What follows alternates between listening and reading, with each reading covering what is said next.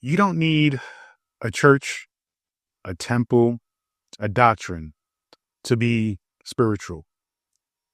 You already have the divine within you, and it's time you remember that. Ever since I've been on this journey to study spirituality, and throughout my 30 years of finally coming into myself spiritually and getting a doctrine and eventually becoming an ordained minister of metaphysical sciences and really getting into writing books such as The Enlightened Spirit and Spiritual Not Religious, that journey has taken me through a great deal of enlightenment and profound insight and understanding and realizations. Now, the one thing that I want you to get from this is that when we think about our spiritual journey, we have to recognize that spirituality is something that is deeply internal. And though there are external sources or inspirations or means by which we can gain, some type of inspiration from, some type of motivation from, some type of insight, wisdom from, that we always have to bring it here, right? We always have to bring it in toward oneself, yourself, understanding what feels right, what aligns with who you are. Since maybe 18, 19, even actually before that, maybe 16, I was really curious about connecting with God and trying to find a deeper understanding of what God is and my relationship with God. And at the time, I only knew the avenue and the means by which to do that was religion. And eventually, it took me studying multitudes of religions, Christianity, Seven Adventist Christianity, going into Islam, Buddhism, Baha'ism, and then eventually just coming into this great understanding that they're all speaking similar language. They're all saying similar things. And when we look at it that way and recognize that all of these sacred texts and teachings come down to one very important element, then we recognize that, wait a minute, it is that we should be looking for, that we should be recognizing within ourselves. And so this conversation about secular spirituality is one that's very interesting to me. I find that when I say go online and I do research and look up things or look up just general trends and what's going on in spirituality, if I type in spirituality, many times I would get referred to Christianity. And the thing that is interesting about that is that, to me, they're two different things. Spirituality, Christianity, spirituality, Islam, spirituality, Judaism, they can definitely overlap, but they are ultimately different things. It's almost like veganism and plant-based. A lot of people think they're the same thing. Now, they are definitely the same diet or similar diets, but the means by which the person is looking to, do this particular diet, why, their reason, their intention by it is completely different, right? A vegan cares about the animals, cares about the environment. Somebody who is plant-based, chances are most likely they care simply about their health. Different intentions, right? Different means, but ultimately the same result, right? The same action, which is being mindful about eating and only eating a plant-based, whole food plant-based diet. Now, when we talk about spirituality and say Christianity, same thing applies. Whereas, somebody who is spiritual is looking to definitely connect with a greater, higher intelligence, the source, the creator. But somebody who is Christian is simply doing it by means of this doctrine, right? This book called the Bible, and being instructed by priests, ministers, reverends, right? But somebody who is spiritual, they are doing that mainly by utilizing their own intuition and just following their own spirit. It's doing what feels right to them rather than being told what they should be doing. And so, though the journey is, rather than the journey, the destination is similar, meaning that they are looking to connect with something bigger than them, right? Something that they both can agree to as God. they see that thing called God differently, you see?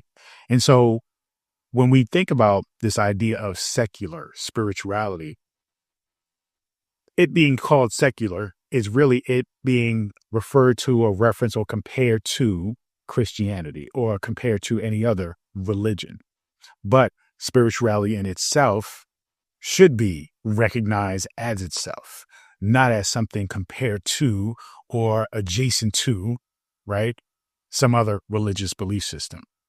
And so what I want you to understand, though, is that the spiritual journey, though they can overlap with a religious journey, you have to recognize that somebody can be very religious and not be very spiritual, meaning that they're not tapping into and connecting with their own individual relationship with God.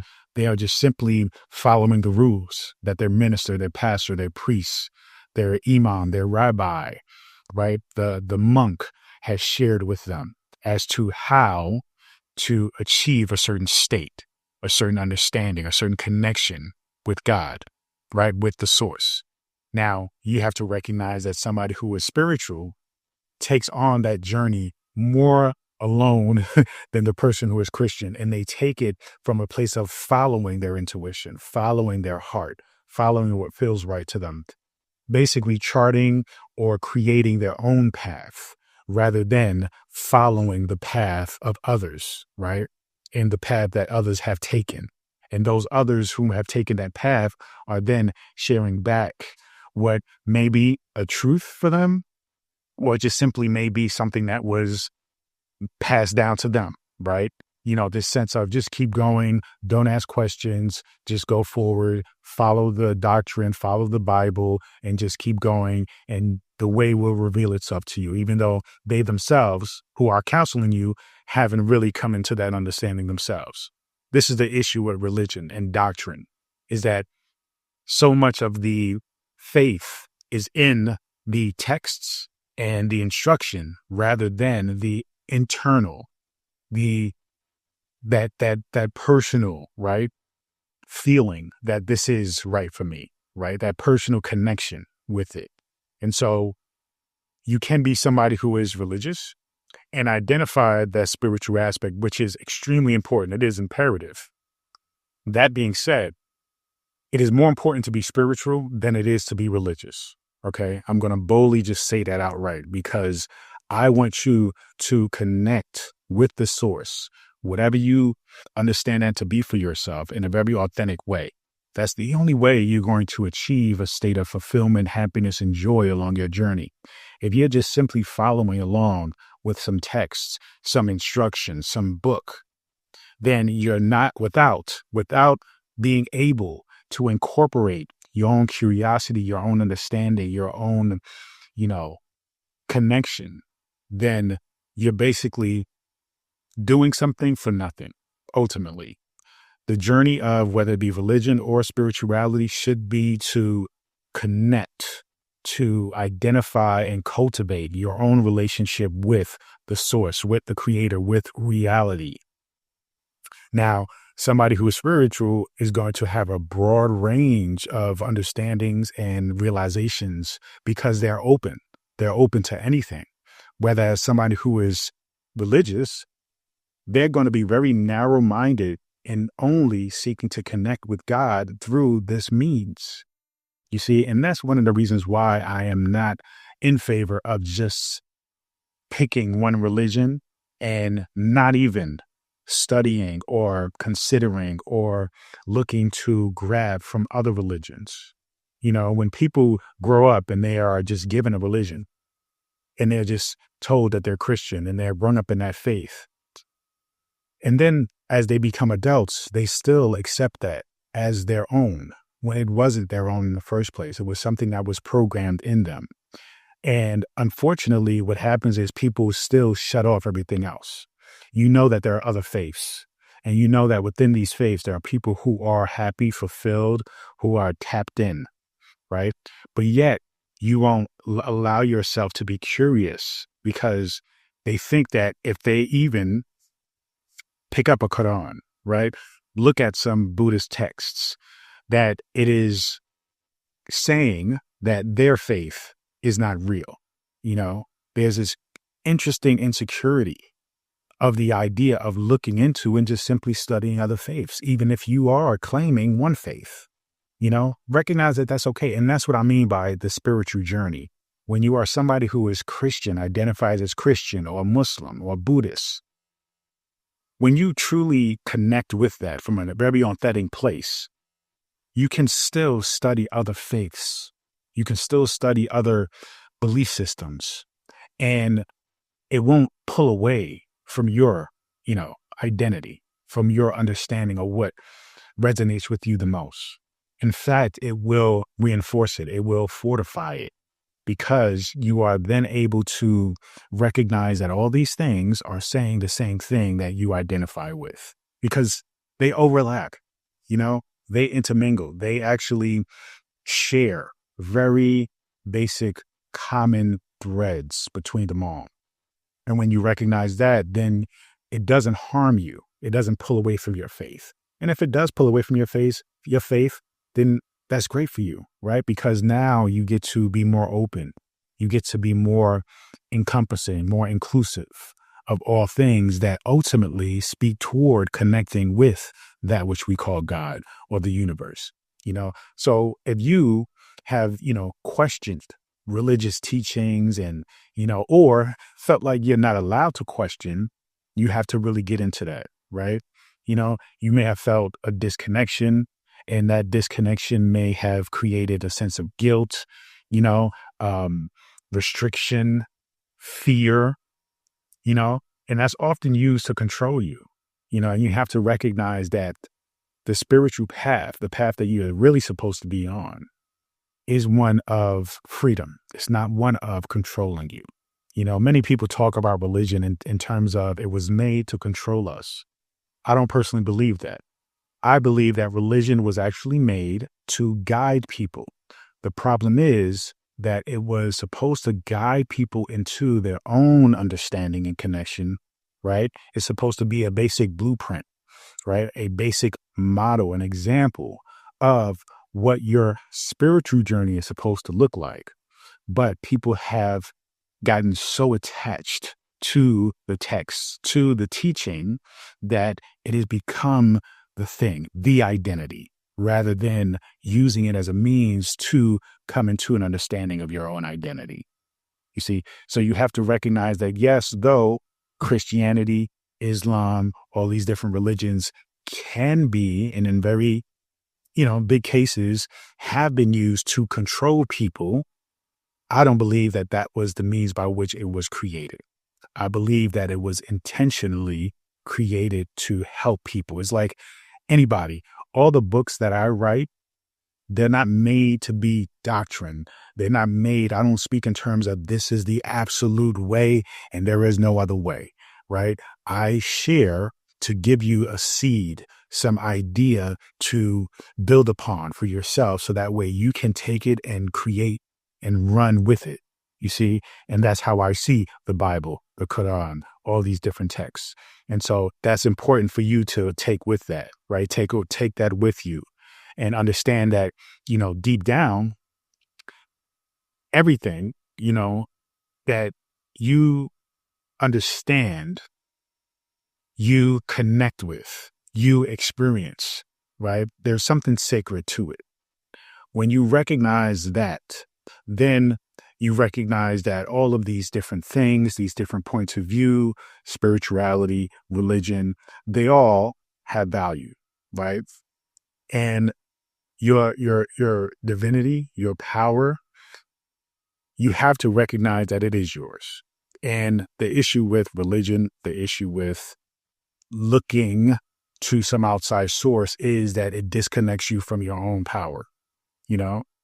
You have to stop looking outside of you and recognize that the power that you are seeking through religion is actually within you. You see, you don't need religion to be spiritual. All right. You are consciousness. And you need to understand that consciousness is God. So when you acknowledge that even in religion, it is a byproduct of your own consciousness. Even though, yes, somebody else wrote these words, somebody else are sharing their perspective to you about what those words mean. But you now have to understand that it is your consciousness that is adding meaning to those words, that's adding meaning even to what that person is teaching you about their interpretation about those words. So it's a lot of layers here that we have to really unpack. But ultimately, if you recognize your consciousness is a thing by which you build upon and you add meaning and interpretation to religion, then you recognize the spiritual element that you must always keep in mind along this journey.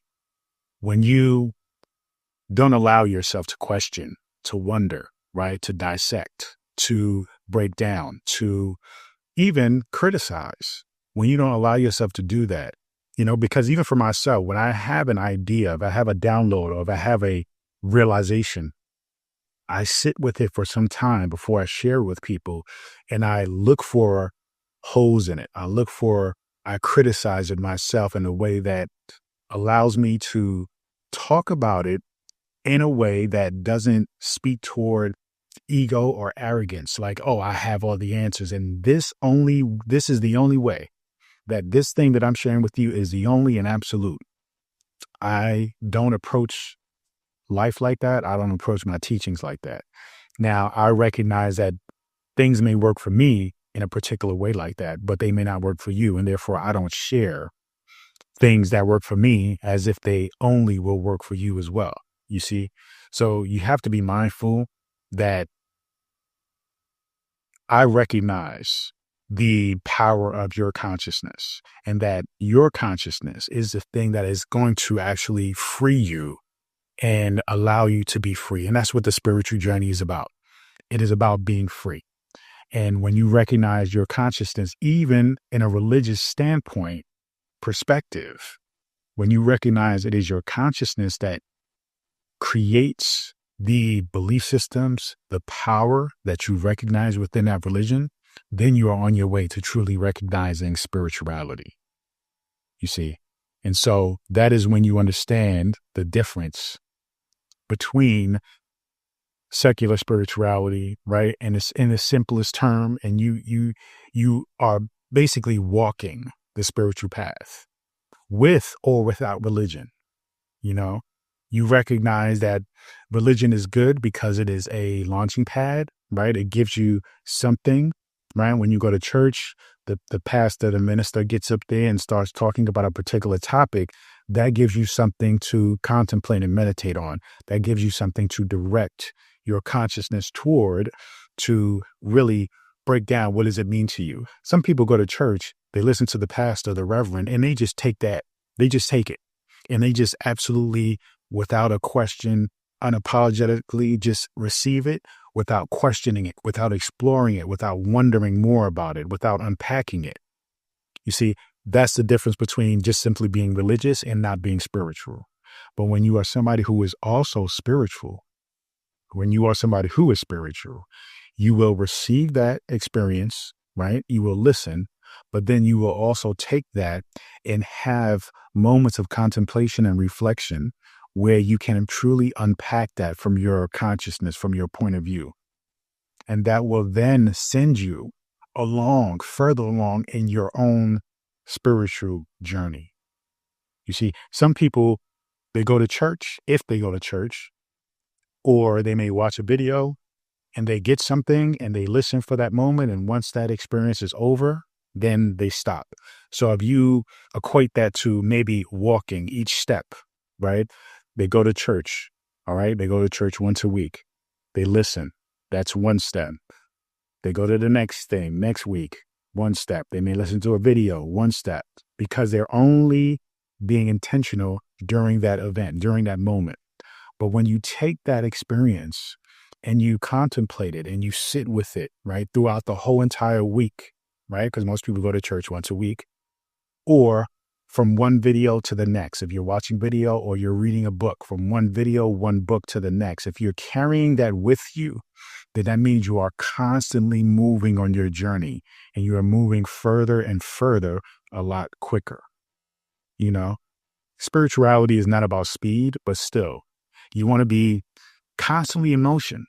You know, you don't want to be stagnant, because stagnation represents death. And we don't want that. We want to continue to be alive and in movement. And so it's important to take an experience, even if it isn't something that is religion. You know, it can be simply a conversation. Take that with you and unpack it and analyze it and critique it and criticize it and, you know, do all those things to make it something that you can actually take with you and expand you, like to grow you as a spiritual being, right? You know, so you have to like listen to your own soul versus just simply receiving a dogma, you know, and letting that dictate how you experience life.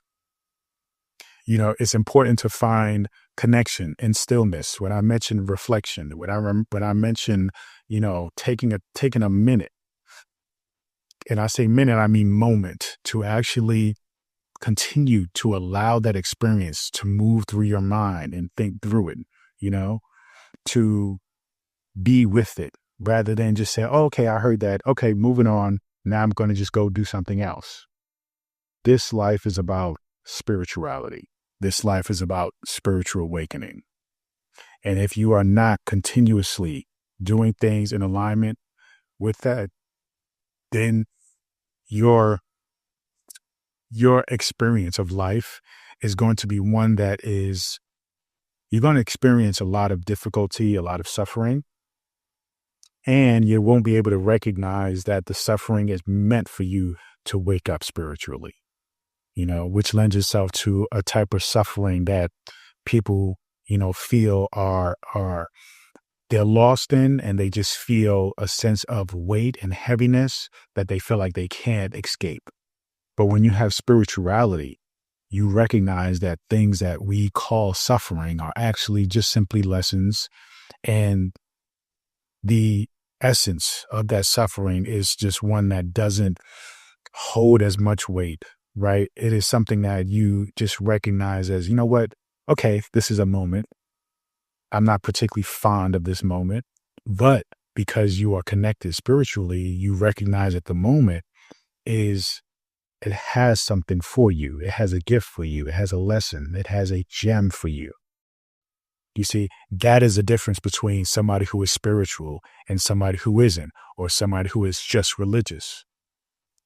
You see, religious people tend to put all their issues outside of themselves, right? They look for something else to handle their issues.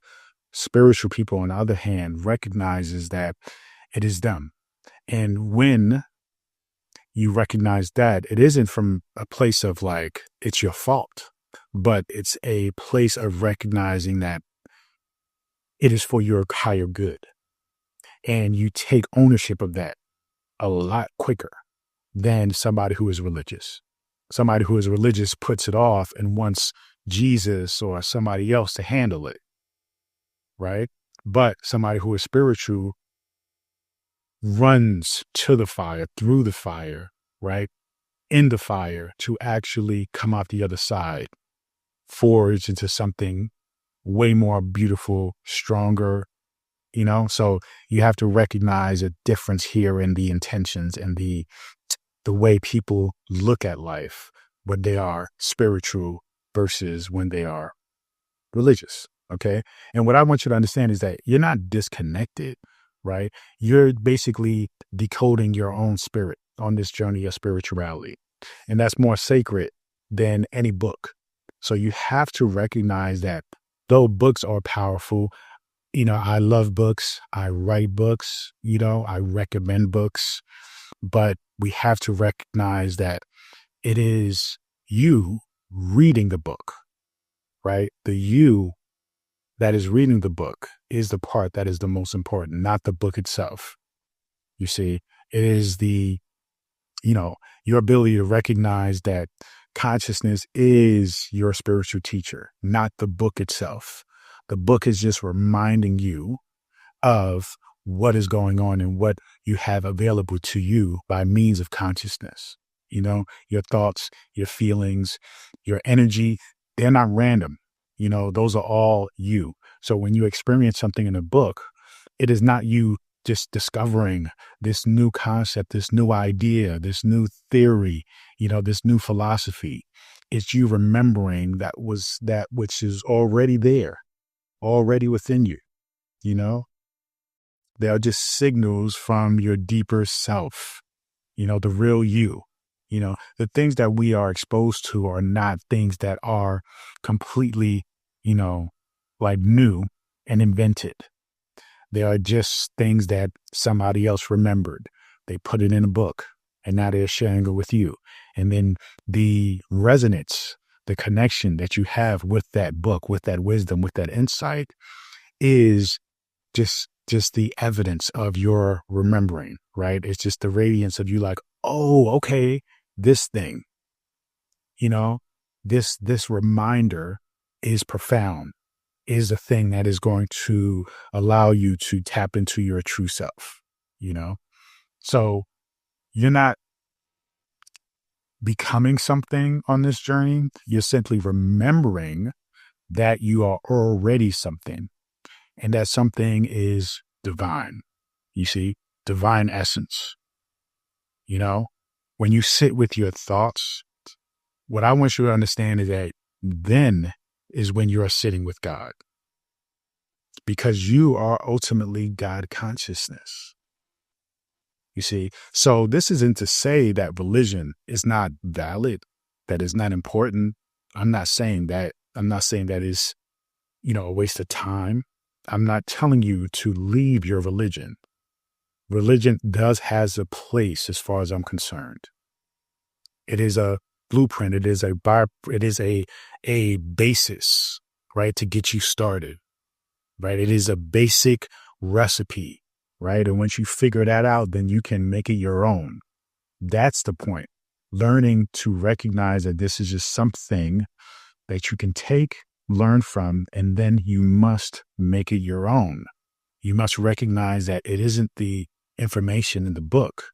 It is you taking that information and recognizing that you create that reality that you want by using that information, distilling it, making it your own, and using that information and that knowledge as you see fit. You see? So you have to understand that this is about tapping into that divine essence within you. God is everywhere. If God is everywhere, then God is within you. Then God is you. You see, there is nothing and no one that God isn't.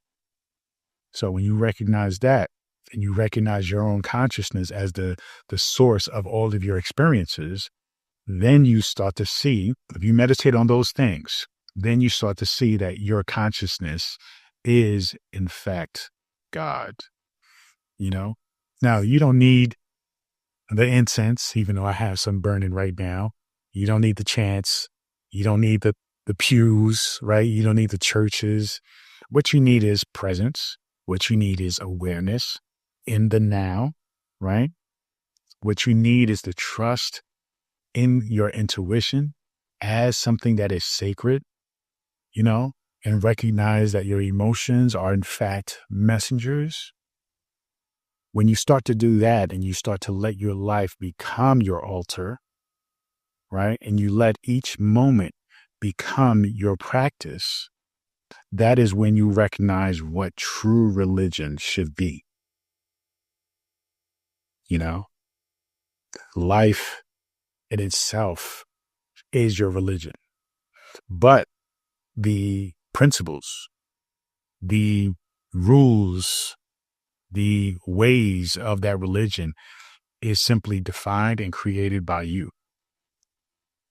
Now, before I leave you, I want you to try this simple daily practice. Very simple. Okay. I call it the I am breath. All you have to do, breathe in, say, I am here. Breathe out, I am divine. That's it. Breathe in, I am here. Breathe out, I am divine. Now do that 3 times every morning, and that can be your temple. That can be your altar.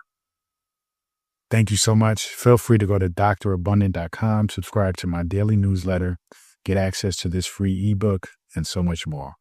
Continue to join me on this journey. Peace and abundance always.